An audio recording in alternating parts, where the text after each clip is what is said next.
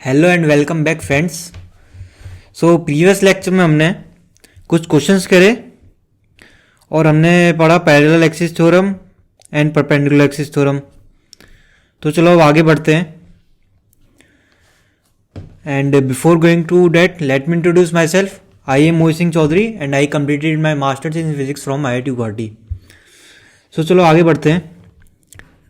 आगे note point यहाँ बोले एक डेरिवेशन है वो थोड़ा कर लेते हैं, इसका कि हम डायरेक्ट फॉर्मूला पुट करेंगे। जैसे कोई एक्सिस ऑफ रोटेशन है और इसके अबाउट एक ट्रायंगुलर लैमिना या बोले ट्रायंगुलर बॉडी रोटेट हो रही है about this axis of rotation. So हम क्या करेंगे, इसकी लेंथ एल एंड एल में इसकी वन साइड को डिवाइड करेंगे। इस तरीके से करेंगे तो अल्फा एंड अल्फा एंगल जो मिड जो लाइन है वो सेपरेट करे, ठीक है। इन कंप्लीट मास अगर इस बॉडी का एम है, सो इसका अगर हमें मोमेंट ऑफ इनर्शिया लिखना तो वो आएगा 1/6 ml square 1+3 cot square alpha, ठीक है। सो ये एक डायरेक्ट फॉर्मूला है, ये हम पहले लिखना भूल गए थे तो इसको एक बार नोट कर लेना। क्वेश्चंस इस पे बेस्ड आएंगे, ठीक है। तो चलो अब आगे बढ़ते हैं हमारे नेक्स्ट पार्ट पे। नेक्स्ट हम सॉल्व करेंगे कुछ क्वेश्चंस। सो हम फर्स्ट क्वेश्चन लेते हैं। कि एक एक्सिस ऑफ रोटेशन है जिसके अबाउट एक रिंग रोटेट कर रही है और उस रिंग में से एक स्मॉल रिंग कट कर दी गई है और ये जो बड़ी वाली जो रिंग है इसकी radius capital R and the small one have capital R/2 radius, ठीक है। और इसके अबाउट ये रोटेट कर रही है। तो हमें निकालना है moment of inertia of the ring, या बोले moment of inertia of the remaining part. Find the moment of inertia of remaining part. हमें रिमेनिंग पार्ट का moment of inertia find out करना है। तो चलो करते हैं इसका moment of inertia find out.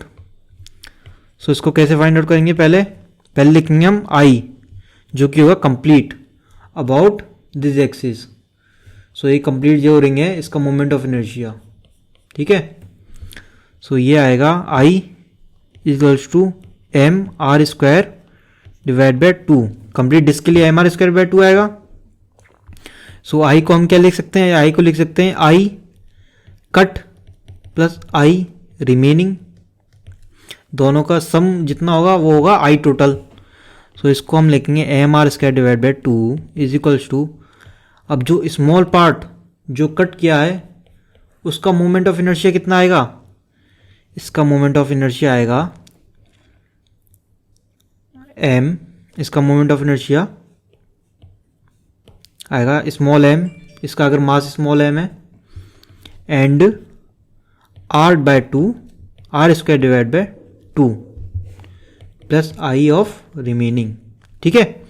ये वैल्यू है ये है रेडियस ऑफ द कटिंग, जो कट पार्ट है उसकी रेडियस है R/2 एंड डिवाइड बाई 2। ये इसका फॉर्मूला हमने पुट किया है। सो अब देखो ये क्या बना, I of remaining is equals to mr² divide by 2 minus mr² divide by 8, ठीक है। ये बना हमारा फाइनल टर्म। अब हमें फाइंड आउट करनी है वैल्यू ऑफ स्मॉल m, ये जो रिंग जो हमने कट करी है उसके मास की वैल्यू। सो हम पहले निकालेंगे mass divide by area, means sigma कितना है, वो है πr²। अगर हमें m की वैल्यू निकालनी है तो क्या करेंगे, sigma into area of the cut part means πr² divide by 4। सो ये बनेगा। अब इसमें सिग्मा की वैल्यू पुट करते हैं, तो सिग्मा की वैल्यू अगर पुट करें तो ये बनेगा m πr² into πr² divide by 4। So πr² cancel, so ये बना m डिवाइड बाय 4। तो चलो अब स्मॉल m की वैल्यू पुट करते हैं इसमें, mr² divide by 2 minus m divide by 4 into r² divide by 8। So mr² by 2 अगर हम कॉमन लें तो ये बनेगा 1 - 1/16 means M R square divide by 2 into 15/16।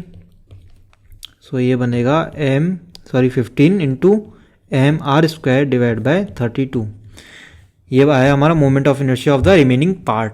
इस तरीके से हमें अगर कुछ भी बॉडी कट पार्ट हो उसका हम इस मेथड को यूज़ करके moment of inertia find out कर सकते हैं। तो चलो अब आगे बढ़ते हैं हमारे नेक्स्ट क्वेश्चन पे। तो नेक्स्ट क्वेश्चन हम देखते हैं। नेक्स्ट क्वेश्चन में गिवन है four spheres are connected as shown in figure. Find the moment of inertia about O। ठीक है, तो फिगर क्या है? फिगर में एक स्क्वायर है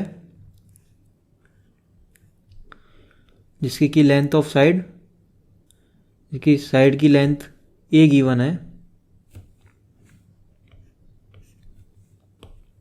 ये ए गिवन है, ठीक है।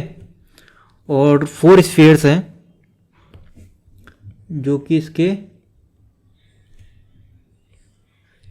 कॉर्नर्स पे कनेक्टेड हो रखे हैं एंड हमें फाइंड आउट करना है moment of inertia about the point O. And every sphere की जो रेडियस है वो कैपिटल आर गिवन है and mass capital M given है फॉर एवरी स्फीयर, ठीक है। एंड हमें फाइंड आउट करना है about point O moment of inertia. इसके अबाउट ही रोटेट कर रहे हैं। तो ये तो बहुत सिंपल सा क्वेश्चन है। इसमें हम क्या करेंगे, पहले मोमेंट ऑफ इनर्शिया निकालेंगे about this mean centre of sphere. तो moment of inertia about centre of sphere कितना था? 2/5 mr², ठीक है। अब इसमें प्लस करेंगे ये वाला distance means the distance of axis from centre of mass. So इस डिस्टेंस को d अगर हम लेके चले तो ये कंप्लीट जो लेंथ है स्क्वायर की वो a है, तो ये होगा a/2। Similarly this length will be a/2। So d की जो वैल्यू आई वो आई a/√2। सो हम लिखेंगे m into D square means a/√2 square. So ये तो मोमेंट ऑफ इनर्शिया निकाला एक स्फीयर के लिए। हमारे केस में 4 स्फीयर्स गिवन है, सो इसको हम इंटू कर देंगे 4 से। सो यह है moment of inertia of the given system, ठीक है फ्रेंड्स। तो चलो अब आगे बढ़ते हैं। अब हमारा एक नेक्स्ट टॉपिक उठाते हैं हम। नेक्स्ट टॉपिक है equation of motion. Equation of motion. So equation of motion में हम देखते हैं, फर्स्ट हमने देखा है ट्रांसलेशन मोशन के लिए। ट्रांसलेशनल मोशन के लिए जैसे अगर कोई बॉडी है m मास की, अगर उस पर फोर्सेस लग रहे हैं F1, F2 एंड F3 और उसका कुछ एक्सीलरेशन a है, सो हम लिखते थे F1 minus F2 plus F3 is equals to ma, ठीक है। ये हम पहले पढ़ चुके हैं। अब यहाँ पर हम इस चैप्टर में रोटेशनल मोशन की बात कर रहे हैं, रिजिड बॉडी डायनेमिक के रोटेशन मोशन की बात कर रहे हैं। तो अगर रोटेशनल मोशन हो तो उस केस में हम कैसे इक्वेशन ऑफ मोशन लिखेंगे फॉर रोटेशनल मोशन के लिए, ठीक है।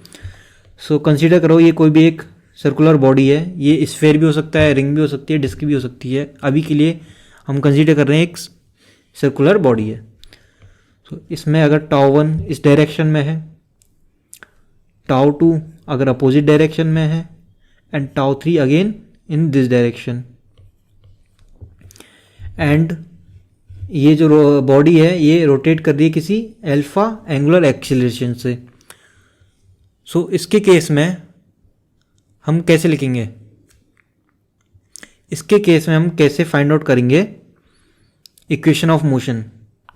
वो होगा अगर हम ले रहे हैं ये वाला डायरेक्शन अगर हम पॉजिटिव ले लें, सो इसके लिए हम फटाक से लिखते हैं tau 2 vector plus tau 1, sorry minus tau 1, क्योंकि टाउ 1 जो है वो अपोजिट डायरेक्शन में है, minus tau 1 plus tau 3 is equals to I of alpha.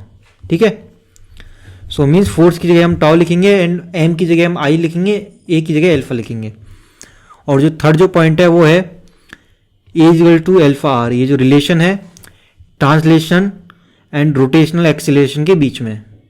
ठीक है, तो ये फॉर्मूलेज हैं, इनको फॉर्मूलेज को यूज करके हम क्वेश्चंस को सॉल्व करते हैं।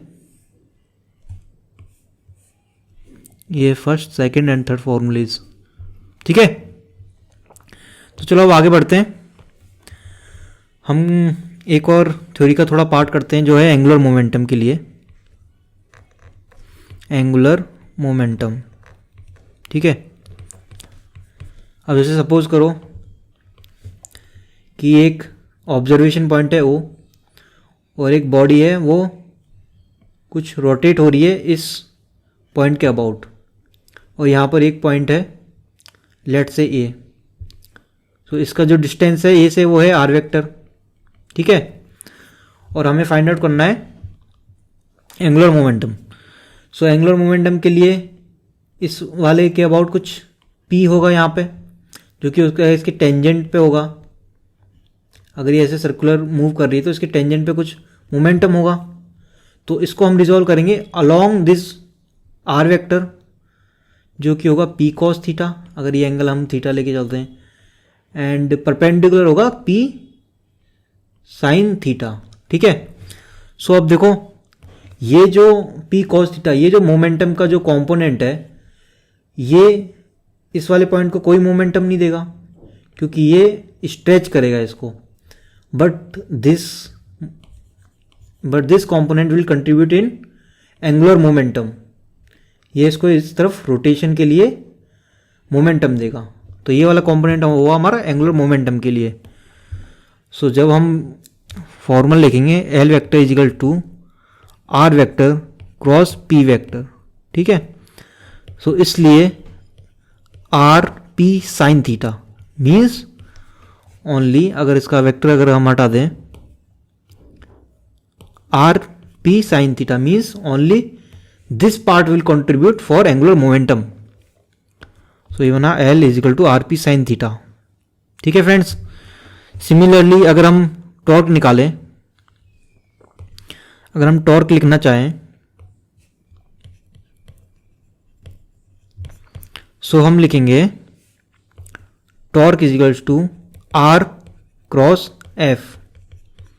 अब सेम कॉन्सेप्ट है इसमें भी, बस इस केस में हमारे यहाँ एफ आ जाएगा, एफ कॉस थीटा जाएगा, यहाँ आ जाएगा F and there will be F sine theta, and this part will not contribute for angular motion, only perpendicular part will contribute for angular motion या बोले angular momentum। सो हम इसके अगर वैल्यू रखें तो ये आएगा आर एफ साइन थीटा।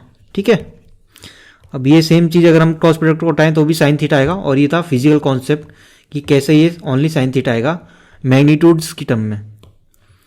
सो ये भी हमारे इंपॉर्टेंट फॉर्मूलाज हैं, R cross P and R cross F. ठीक है, और एक और इंपॉर्टेंट फॉर्मूला है वो भी एक बार लिख लेते हैं।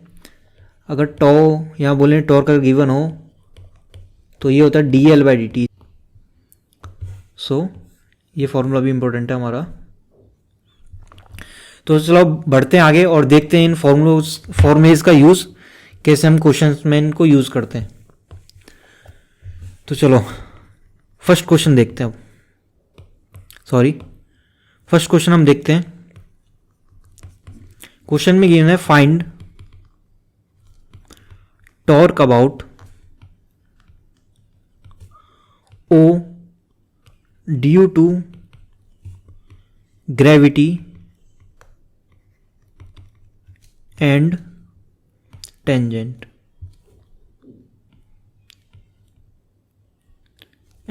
Tension force and tension force, ये हमें फाइंड आउट करना है।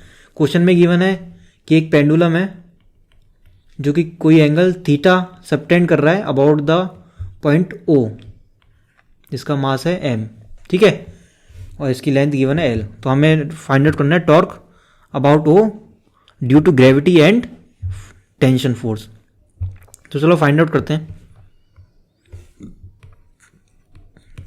तो देखो, इस वाले पॉइंट को हम ऑब्जर्वेशन पॉइंट लेते हैं और फाइंड आउट करते हैं mg ड्यू टू ग्रेविटी।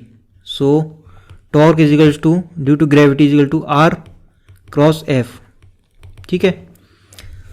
अब इसके केस में क्या होगा, इधर होगा r की वैल्यू क्या है l एंड f क्या है mg and then sine of theta. इसको अगर हम डायग्राम से सॉल्व करें, सो ये L है, मीन्स इस वाली डायरेक्शन में यहाँ mg लगेगा and this distance will be, distance कितनी होगी L साइन थीटा। सो इसको अगर हम परपेंडिकुलर डिस्टेंस लें, जैसे अपर वाले केस में लिया था हमने, perpendicular distance of force and the point of observation, means इसको अगर और हम थोड़ा सिंप्लीफाई करके देखें, r परपेंडिकुलर इंटू पी और r इंटू पी परपेंडिकुलर, ठीक है। सो सेम चीज़ हमने लिया है, यहाँ पर हमने लिया है r perpendicular into P, sorry f, ठीक है। सो ये हमारा निकला torque due to gravity. Next हम फाइंड आउट करते हैं torque due to tension force. Again r cross f use करेंगे हम एंड टेंशन फोर्स की डायरेक्शन में होगा, टेंशन फोर्स होगा इस तरफ। सो ये पास करेगा थ्रू द ओरिजिन, ठीक है। सो r की कितनी वैल्यू हुई, r की वैल्यू हुई 0, क्योंकि अगर ओरिजिन से पॉइंट ऑफ ऑब्जर्वेशन से फोर्स की जो डिस्टेंस होती थी वो होती थी हमारी r, but in this case this force is passing through its origin itself, so it will be 0। सो जो टॉर्क बना वो बना 0 ड्यू टू टेंशन फोर्स, ठीक है फ्रेंड्स। तो चलो अब आगे बढ़ते हैं, एक और क्वेश्चन करते हैं। क्वेश्चन नेक्स्ट गिवन है, solid cylinder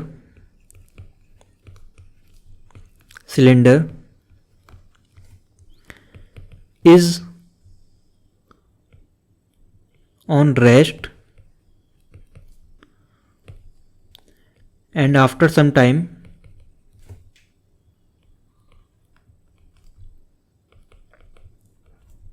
if we released it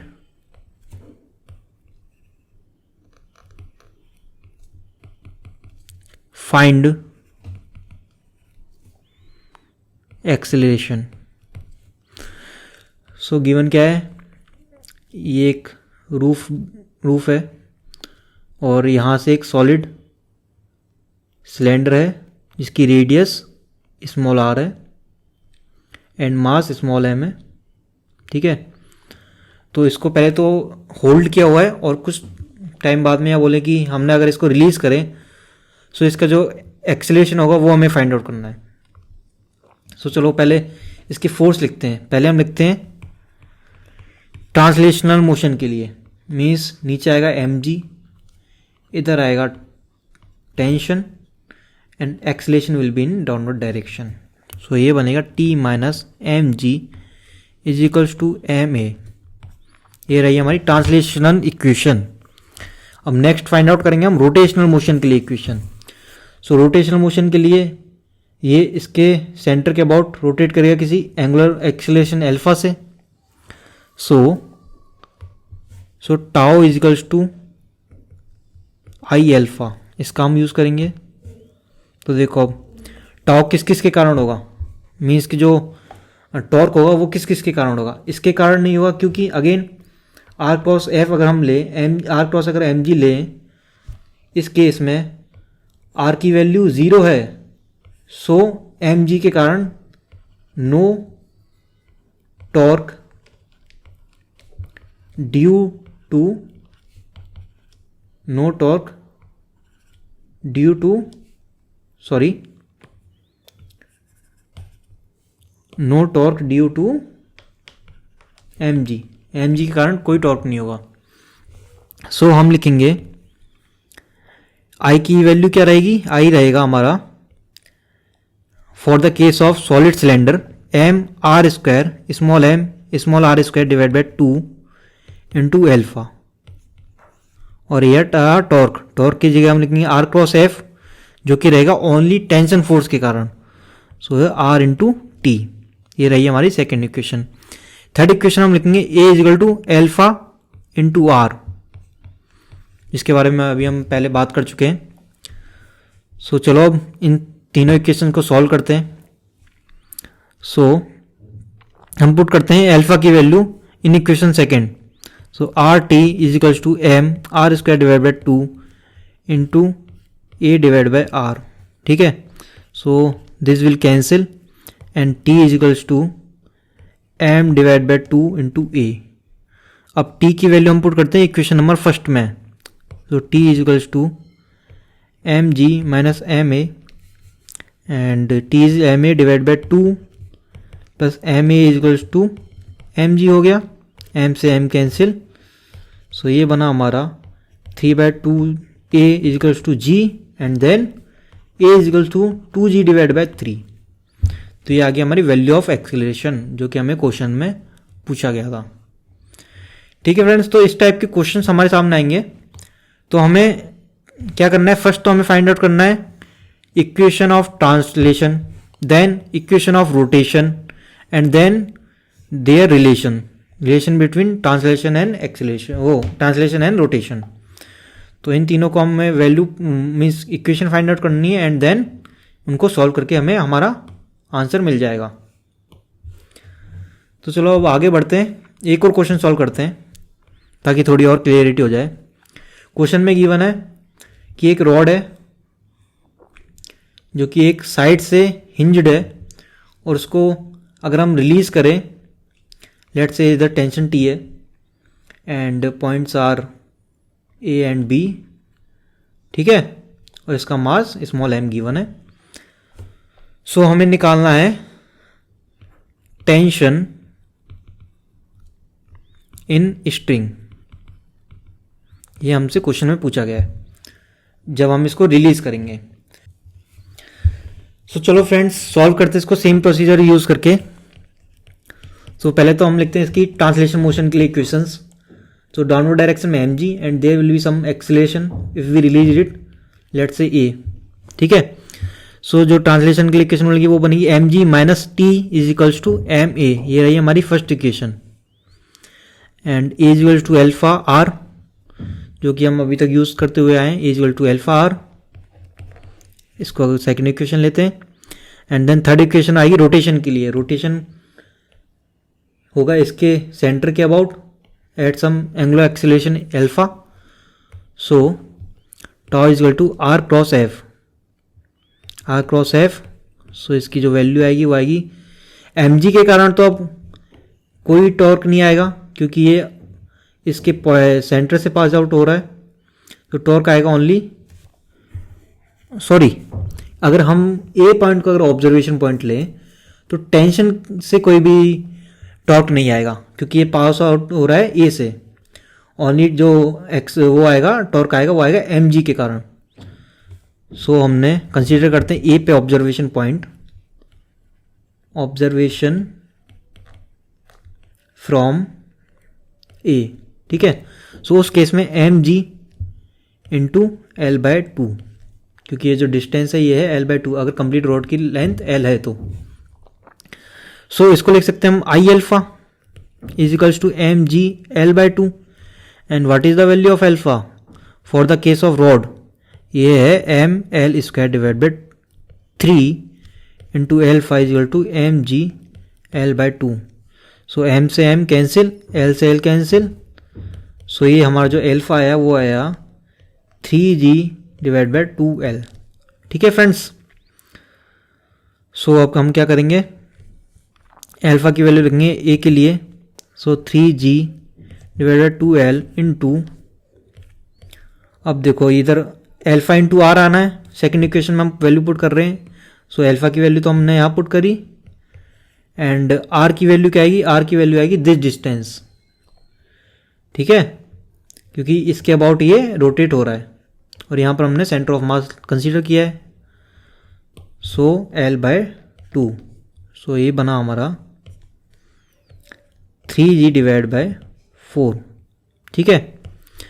सो हमसे क्वेश्चन में क्या पूछा था, टेंशन पूछा था, हमने अभी एक्सेलरेशन निकाला है, तो टेंशन को फाइंड आउट करते हैं हम। फर्स्ट इक्वेशन को रीअरेंज करके लिखें तो आएगा mg माइनस a, इसको लिख सकते हैं।